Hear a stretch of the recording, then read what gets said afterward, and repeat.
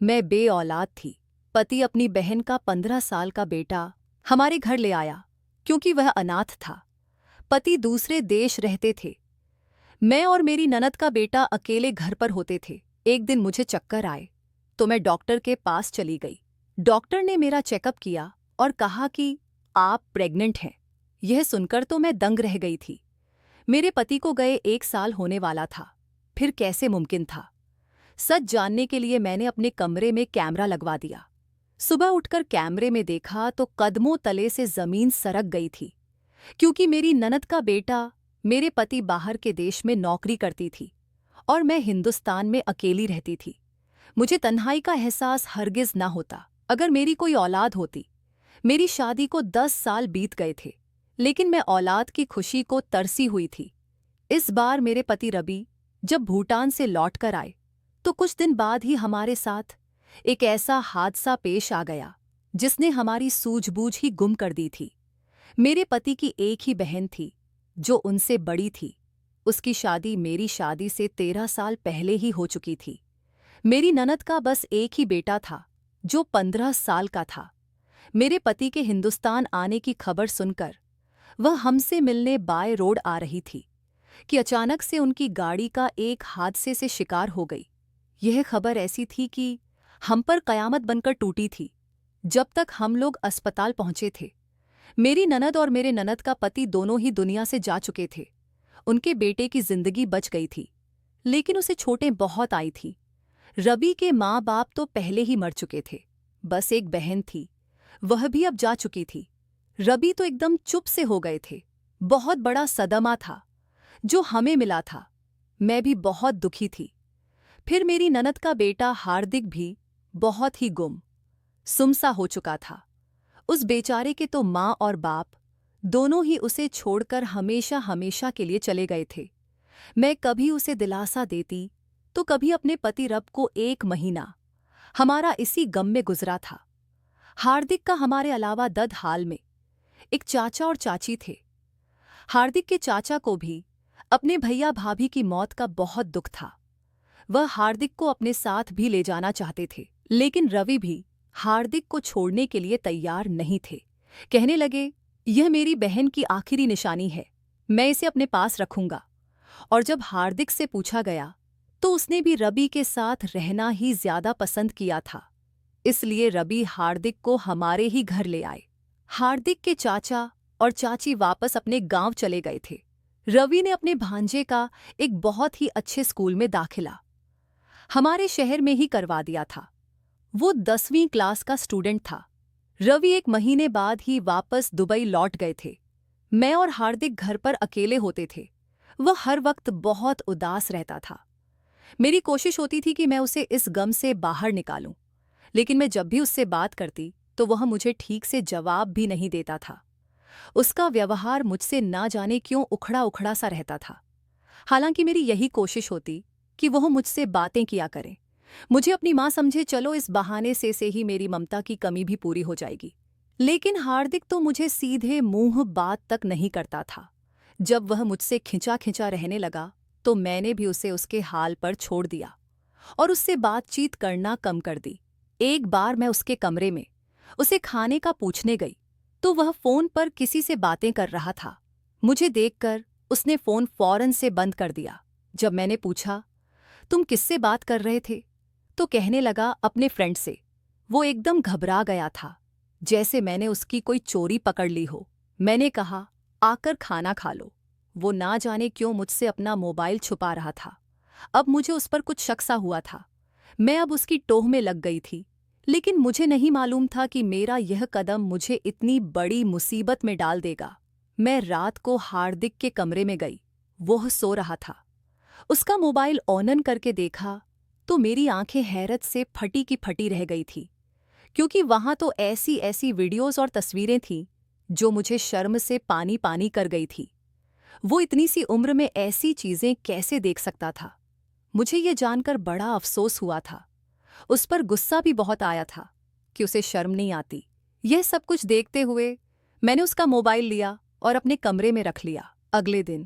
अगले दिन हार्दिक बहुत परेशान था, शायद अपना मोबाइल ढूंढ रहा था। शाम को मुझसे पूछने लगा, आपने मेरा मोबाइल कहीं देखा है? यह सुनकर मैंने उसे बुरी तरह डांट दिया। मैंने कहा, हार्दिक, तुम्हारा मोबाइल मेरे पास है और जिस तरह की तुम वीडियो और तस्वीरें देखते हो, भूल जाओ कि मैं तुम्हें मोबाइल दूंगी। मेरे सख्त शब्दों पर वह मुझे कहर भरी नजरों से घूरने लगा। मैंने उसे और भी ज्यादा डांट दिया कि अगर तुम बाज नहीं आए तो मैं तुम्हारी शिकायत तुम्हारे मामा से लगा दूंगी। वह मुझसे मुंह से तो कुछ नहीं बोला, लेकिन मुझे जिन नजरों से देख रहा था ऐसा लग रहा था कि मुझे कच्चा ही चबा डालेगा। आंखों में गुस्सा भरे मुझे बुरी तरह घूर रहा था। बड़ा बेखौफ और डर सा अंदाज था उसका। उसके इस अंदाज को देखकर मैं भी बुरी तरह परेशानी का शिकार हुई थी। उसके तेही कुछ ऐसे थे, लेकिन मैंने उसके सामने जाहिर नहीं होने दिया। वह खामोशी से अपने कमरे में चला गया। अब तो उसने एक नया तमाशा पकड़ लिया था। रात के खाने के बाद वह घर से बाहर चला जाता और फिर रात को देर से घर आता। जब मैं वजह पूछती तो बिना जवाब दिए ही अपने कमरे से बाहर चला जाता। मुझे उसके इंतजार में देर तक जागना पड़ता था। बात अगर यहीं तक सीमित होती तो ठीक था, लेकिन वह तो मुझे हद से ज्यादा परेशान करने लगा था। सुबह स्कूल जाते हुए अपना पूरा कमरा बिगाड़ के जाता था। हर वक्त कोई ना कोई मेरे लिए काम बढ़ाता ही रहता। मैं खाना बनाती तो वो खाने में 100 तरह की कमियां निकालता। कहता, कैसा अजीब सा गंदा सा खाना बनाया है, बिल्कुल भी स्वाद नहीं है, मैंने नहीं खाना, ये खाना मुझे कुछ और बना कर दे। मैं तो उसकी हरकतें सहते सहते तंग होने लगी थी। मैं अगर उसे कभी बाजार जाने का कह देती कि कुछ सामान ले आओ, तो वो साफ मना कर देता कि मैं नहीं जाऊंगा। मैं तो हार्दिक की हरकतों से तंग सी आ गई थी।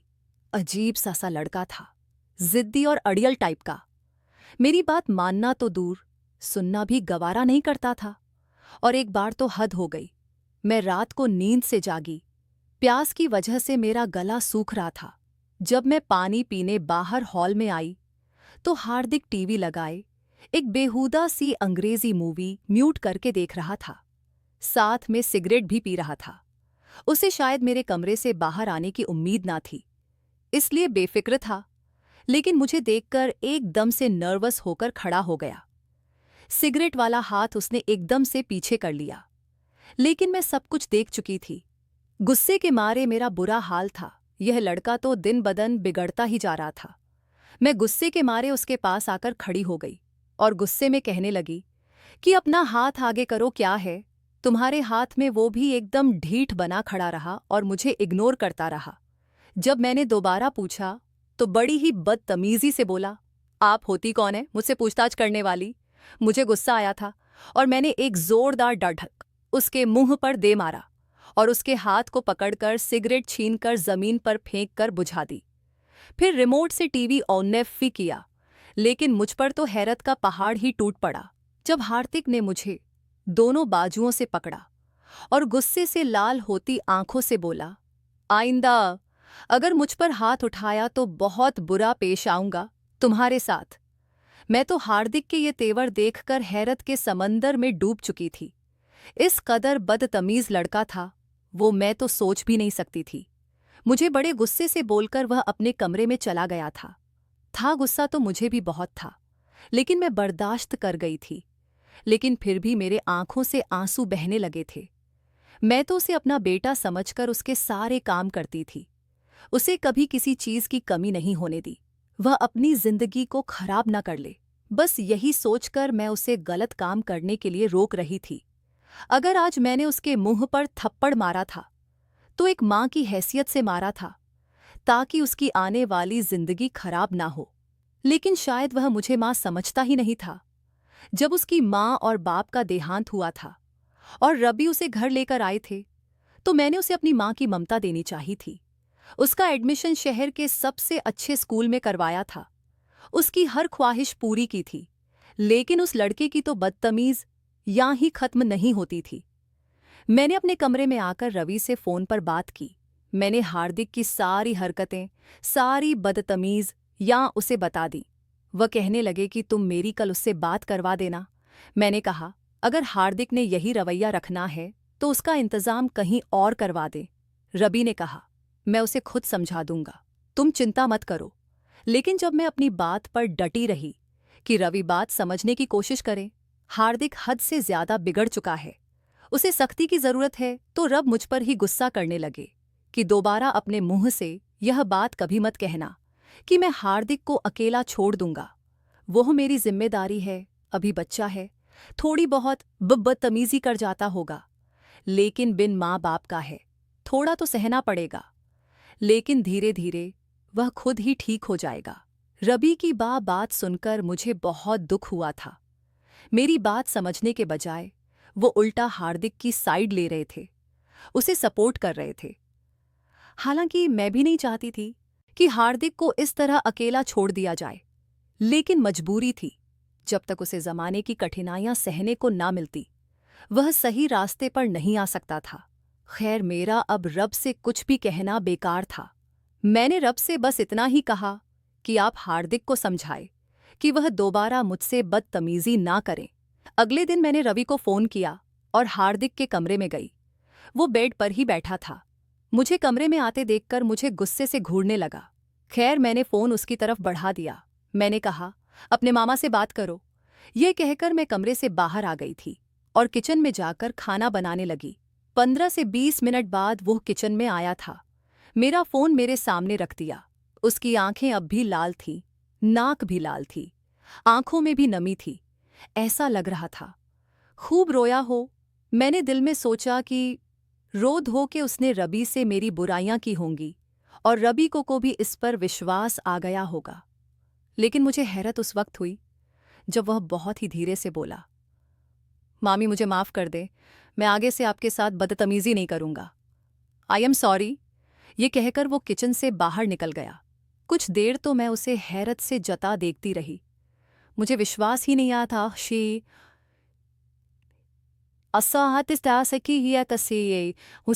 मुझे अपने कानों पर विश्वास नहीं आ रहा था कि हार्दिक मुझसे माफी मांगेगा।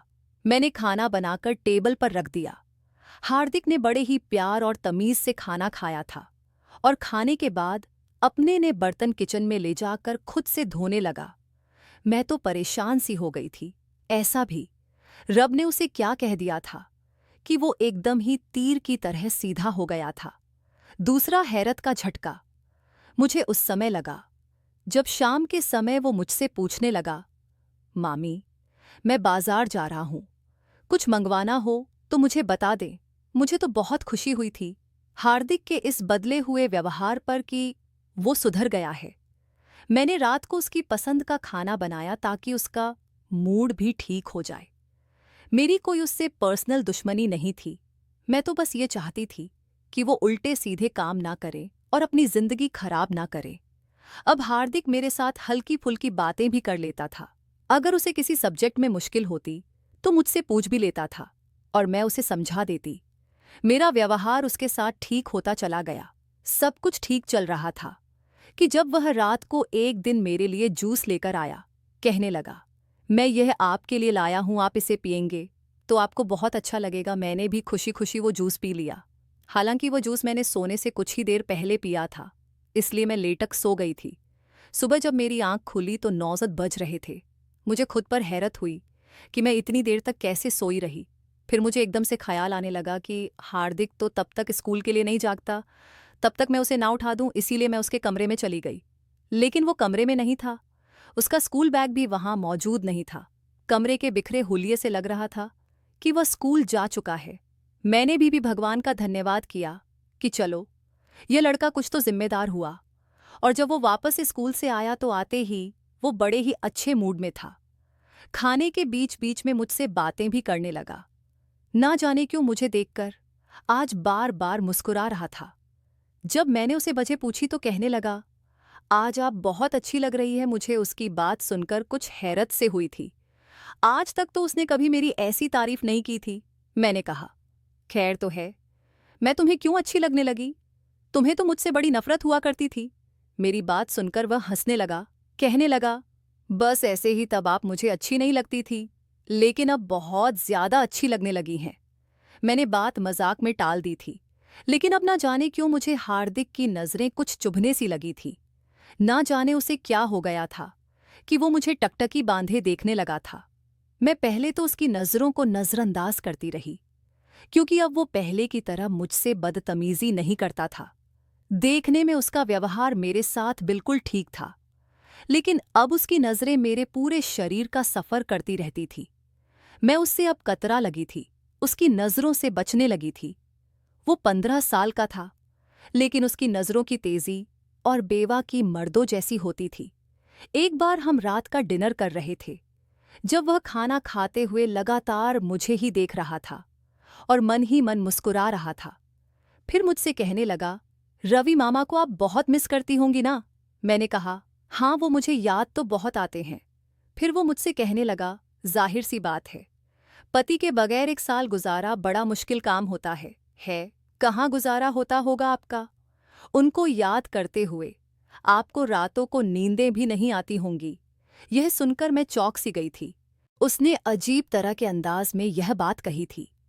मैंने उसकी बात का कोई जवाब नहीं दिया।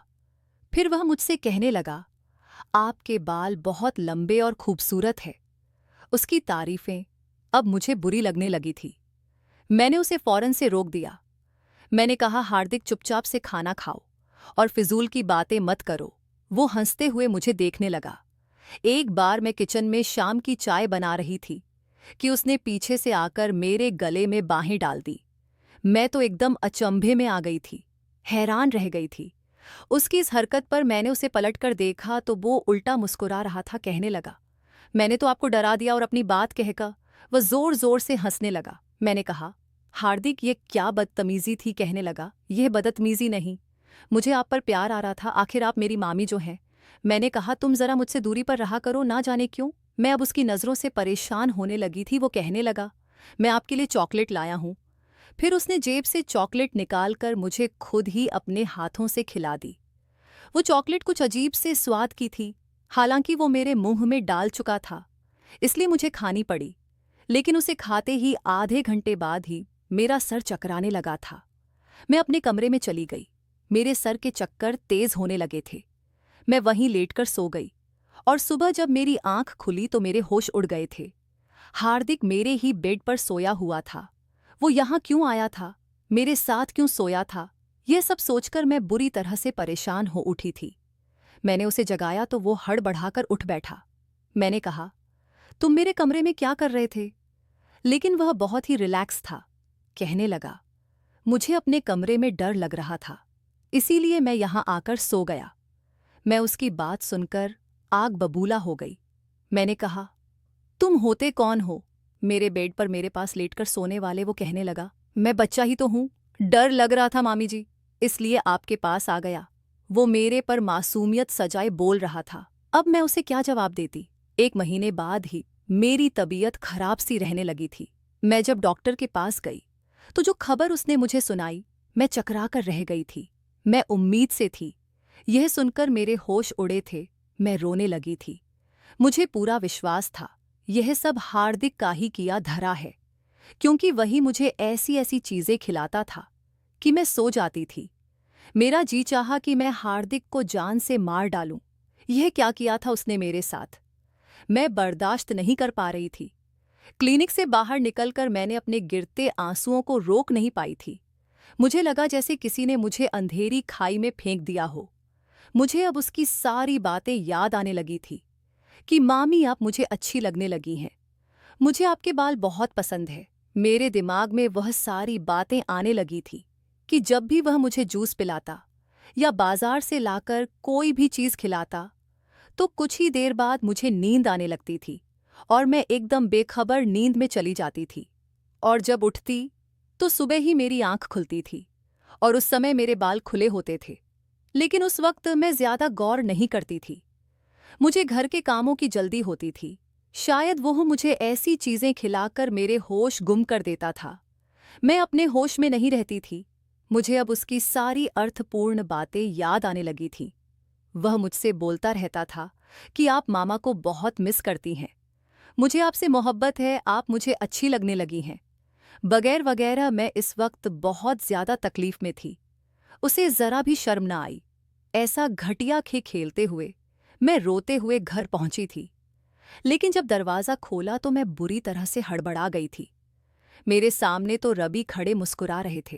कहने लगे, कैसा लगा मेरा सरप्राइज? मैं क्या जवाब देती, मेरी तो सारी दुनिया ही उजड़ चुकी थी और उसे बर्बाद करने वाला कोई और नहीं बल्कि मेरे पति का सगा भांजा था। मैं अंदर आते ही रवि के साथ लगकर रोने लगी। वह समझे कि शायद मैं उन्हें अचानक देखकर इमोशनल हो गई हूं, लेकिन मैं तो अपनी बर्बादी पर आंसू बहा रही थी। मुझे दिलासा देने लगे। हार्दिक भी मुझे समझाने लगा, बस करे मामी, कुछ तो शर्म करें। आप अकेली नहीं हैं, मैं भी यहाँ ही मौजूद हूँ, मेरा ही कुछ ख्याल कर ले। मैं रवि के साथ लगी ससक रही थी जब मेरे कानों में हार्दिक की ये शोक आवाज पड़ी थी। मैंने एकदम पलट कर देखा तो वो हंस रहा था। मेरा जी चाहा अभी कि अभी इस लड़के का मुंह नोच लूं, उसका गला दबाकर उसकी जान ले लूं। अगर आज रवि वापस न आते तो सचमुच ही मैं उसकी जान ले लेती। उस कमीने ने क्या घटियापन का प्रदर्शन किया था मेरे साथ। मैं बड़े दर्द से गुजर रही थी। रात को जब रवि सो गए तो मैं अपने कमरे से बाहर निकलकर हार्दिक के कमरे में आ गई। वह आई मोबाइल देख रहा था और उसे देखने में इतना गुम था कि आसपास से बेखबर था। मैं उसके पास पहुंची तो वो ऐसी ही बेकार बेखुदा सी वीडियो देख रहा था। मैंने उसे चीखते हुए कहा और उसका मोबाइल छीन लिया। मैंने कहा, तुम बहुत ही घटिया और मक्कार इंसान हो। कहने लगा, मैंने क्या किया है? मैंने कहा, तुमने मेरे साथ जो खेल खेला है तुम अच्छी तरह जानते हो कि तुमने मेरे साथ क्या किया है। मैंने अपनी रिपोर्ट उसके मुंह पर मारी थी। उसने वो रिपोर्ट पकड़ी तो बेशर्म की तरह मुस्कुराने लगा। फिर बोला, यह उस थप्पड़ का जवाब है जो आपने मेरे मुंह पर मारा था। आपने कैसे सोच लिया कि मैं आपके हाथ से थप्पड़ खाऊंगा और खामोश बैठा रहूंगा? आप होती कौन थे? मुझ पर हाथ उठाने वाली, मुझे मेरे कामों से रोकने वाली, वो गुस्से से बोल रहा था। मैं रोने लगी। मैंने कहा, हार्दिक, मैंने तो तुम्हारा भला चाहा था हार्दिक, कि तुम बुराई से बच जाओ, इसीलिए तुम्हें बुरे कामों से रोकती थी। वह हंसने लगा। कहने लगा, मुझे आप शुरू से ही अच्छी लगती थी, लेकिन जब मामा यहां से चले गए तो मेरा दिल बार बार आपके करीब आने के लिए मचलता था, लेकिन फिर भी मैं आपसे दूर रहने की कोशिश कर रहा था। लेकिन आप हर वक्त मुझ पर नजर रखती थी। फिर मुझे आप पर गुस्सा आने लगा था। आप मुझे बिल्कुल बच्चों की तरह ट्रीट करती थी और ये बात मुझे अच्छी नहीं लगती थी, क्योंकि मैं बच्चा नहीं था। और जब आपने मुझे थप्पड़ मारा तो मुझसे से ये सब कुछ बर्दाश्त नहीं हुआ। उसके बाद आपने मेरी मामा से शिकायत भी लगा दी। मुझे ये भी बर्दाश्त नहीं हुआ, इसीलिए मैंने आपके साथ यह क्यों ड्रामा रचाया था और आपको बहाने से वह जूस पिला दिया। मेरा इरादा आपके साथ बस एक ही बार पाप करने का था, लेकिन मुझे रोज इस चीज की इच्छा होने लगी थी। मुझे आपकी आदत लग चुकी थी। मेरी नजरें आप पर बदलने लगी थी। उसकी बातें मुझे दर्द दे रही थी। ऐसा लग रहा था जैसे अंदर ही अंदर मेरी जान कोई खींच रहा है। इससे पहले मैं उसे कुछ जवाब देती, हार्दिक के कमरे का दरवाजा बड़े ही गुस्से से खोला गया था और सामने रब गुस्से से खड़े थे। उन्हें देखकर तो हम दोनों की ही जान निकल गई थी। रवि गुस्से से अंदर दाखिल हुए और हार्दिक को मारने लगे। मैं पहले से ही रो रही थी। रवि ने हार्दिक को बहुत मारा। मैं बहुत ज्यादा डरी हुई थी कि कहीं रब मेरे ऊपर भी हाथ ना उठा दे। रवि ने मुझसे गुस्से से कहा कि तुम अपने कमरे में जाओ। मैं वहां से निकल गई। रात भर रवि मेरे पास नहीं आए थे। मैं रोते धोते सो गई थी।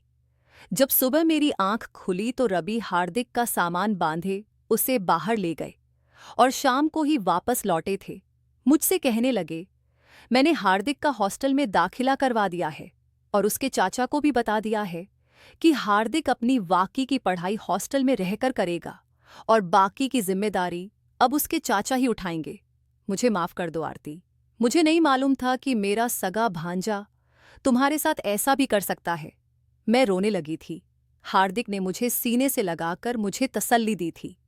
कुछ दिन बाद ही रवि ने मेरा व्यास भी करवा दिया था। मुझसे माफी भी मांगी थी। उसके बाद मुझे छोड़कर दुबई भी नहीं गए थे। कहने लगे, अब मैं तुम्हें छोड़कर कहीं नहीं जाऊंगा। मैं दोबारा कभी हार्दिक की शक्ल भी नहीं देखी थी। समय धीरे धीरे गुजर गया था और मैं अपने दुखों को भूलने लगी थी। और इस हादसे के 2 साल बाद भगवान ने मेरी सुनी थी और हमें एक प्यारा सा बच्चा दिया था। मैं अपने बेटे को पाकर बहुत खुश थी। बेटे को पाकर रब भी बहुत खुश थे। जिंदगी की पुरानी कड़वाहट को भूलकर हम एक नई जिंदगी की शुरुआत कर रहे थे। दोस्तों, आज की कहानी कैसी लगी जरूर बताना। पसंद आई हो तो प्लीज लाइक करना। रोज एक नई कहानी सुनने के लिए हमारे चैनल को भी सब्सक्राइब करना। मिलते हैं दोस्तों अगली किसी नई कहानी के साथ। कहानी को पूरा अंत तक सुनने के लिए आप लोगों का बहुत बहुत धन्यवाद।